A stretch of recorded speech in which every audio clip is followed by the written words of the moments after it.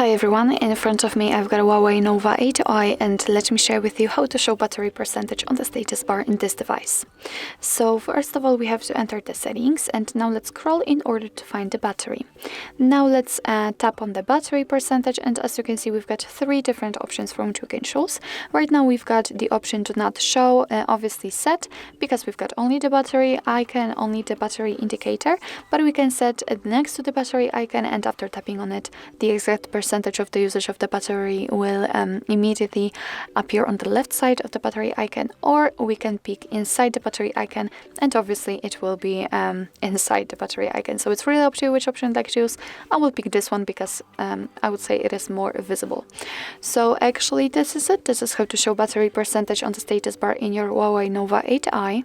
Thank you so much for watching. I hope that this video was helpful, and if it was, please hit the subscribe button and leave the thumbs up.